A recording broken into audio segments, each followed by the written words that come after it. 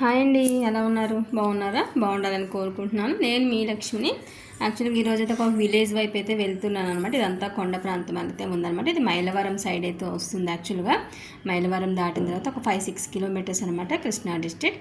So అక్కడైతే మనకి ఆకుకూరలన్నీ కూడా ఆర్గానిక్ టైప్లో అయితే పండిస్తున్నారు అనేది తెలిసింది.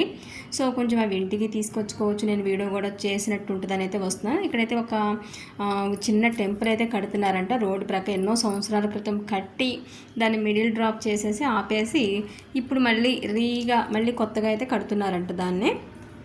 వాళ్ళు వాటర్తో అయితే తడుపుకుంటూ ఉన్నారు. సో దానివల్ల కొంచెం సేపు ఆ వాటర్ది బ్లాక్ అవ్వకుండా ఉండటం కోసం అంత ట్రాఫిక్ అయితే జామ్ చేసి ఆపారనమాట. ఒక 15 మినిట్స్ వెయిట్ చేసి అయితే జర్నీ చేశాను.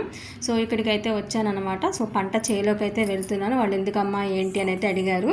చెప్పాను వాళ్ళకి, ఇట్లా తీసుకుంటాను, సో కొనుక్కుని కూడా వెళ్తాను అని చెప్పాను. ఓకే అమ్మ వెళ్ళండి అయితే అని చెప్పారు. లోపలికైతే చాలా దూరం నడిచి అయితే వెళ్ళాలనిపించింది. ఒక ఆకు ఉంది లేదు అని అనుకోకుండా పాలకూర, తోటకూర అండ్ కొత్తిమీర, చుక్కకూర, ప్రతి ఆకుకూర కూడా వీళ్ళున్న పంట పొలాల్లో కంప్లీట్ వీళ్ళు ఆకుకూరలు మాత్రమే పండిస్తారంట. చాలా ఫ్రెష్గా మంచిగా అయితే అందండి. రోజు చాలా ప్లేసెస్కి విజయవాడలో ఉన్న మెయిన్ మార్కెట్కి కానీ లేకపోతే కొన్ని కట్టలు కట్టి విడిగా అమ్మటం కానీ చేయటం కానీ ఇవన్నీ చేస్తారు. నేను ఈవినింగ్ 4-5 టైంలో అయితే వెళ్ళాను అనమాట, ఎండకి తడిచి. సో ఆ టైంలో అయితే కొంచెం వడిలిపోయి అయితే ఉంది ఆకు, బట్ వాళ్ళు ఒక సైడ్ నుంచి అయితే వాటర్ అయితే పడుతూ ఉన్నారు. వాతావరణం అయితే ఎక్సలెంట్ ఉంది. వేప చెట్టు గాలి, వేప కాయలు అయితే నాకైతే చాలా మంచిగా అనిపించింది.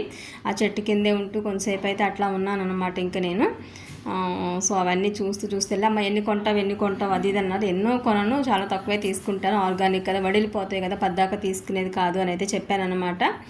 ఓకే అని చెప్పేసి ఆకుకూరలు అయితే కొంచెం ఇంట్లోకి సరిపడా పిన్ని వాళ్ళకి, మాకు, ఇంకా పక్కన ఎవరికైనా ఇవ్వచ్చులే అని చెప్పేసి ఓవరాల్గా ఒక 50-60 రూపీస్ అయితే ఓవరాల్గా కొంచెం అయితే తీసుకున్నాను అనమాట.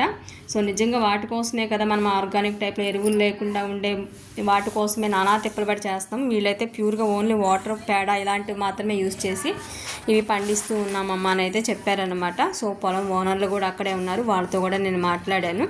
ఇవన్నీ అయితే మీతో షేర్ చేసుకుంటున్నాను. Please watch it. Thank you. Subscribe.